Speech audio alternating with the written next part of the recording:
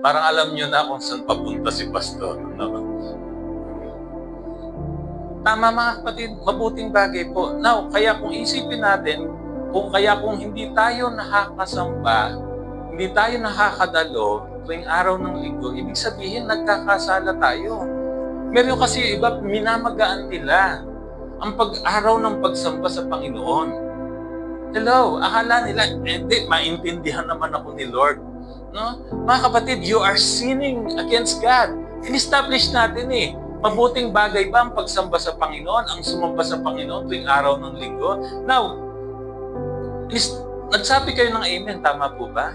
Nag-amen po kayo, mabuting bagay yung ginagawa natin dito. So, now kung hindi ka sumasamba, hindi mo ginagawa yung mabuting bagay, you are sinning before God. Akala kasi nung iba, ng pagkakasala lang ay yung mga, alam niyo yung mga malalaking kasalanan. Mga kapatid, wala pong gray area pagdating sa, when it talks about sin in the sight of God. Alam niyo po, sabi nga ng Bible, yung pong labas sa pananampalataya o hindi ka nananampalataya, you sin. Yung mabuting bagay na alam mo pero di mo ginawa, ano sabi ng Bible? Nagkasala ka, di po ba? Hello? So sino dito sa atin ang hindi makasalanan? Yung nag-isip kayo ng maganda ng hindi maganda kay pastor, nagkasala po kayo. Ano man yung iniisip nyo hindi maganda? No? Parang ang itim ni pastor ngayon, no? Nagkasala kayo mga kapatid. Yung naisip nyo na hindi maganda sa katabi nyo, nagkasala kayo. Kaya nga mga kapatid, na-appreciate natin ang biyaya ng Diyos. Dahil sa bagong kasunduan, kung tayo nasa ilalim ng kautusan, the moment you sin, merong punishment.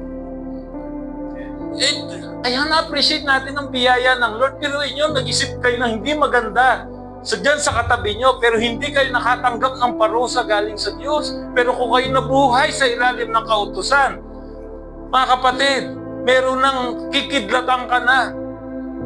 Diba? Kaya nga, how many laws ang meron sa Old Covenant? 613 laws na ito'y binigay para sa mga Hudyo.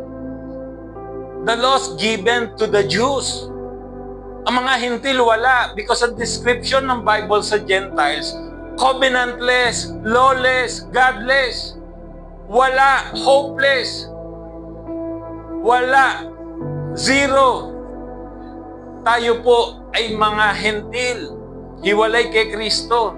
Kaya nga na-appreciate natin ang biyaya ng Diyos. Walang iba kundi ang ating Panginoong Hesus. Dahil kung wala ang ating Panginoong Hesus, hindi siya sinugo ng Diyos Ama. Wala tayong kaligtasan, wala tayong Diyos, wala tayong pag-asa. Hallelujah! Praise God!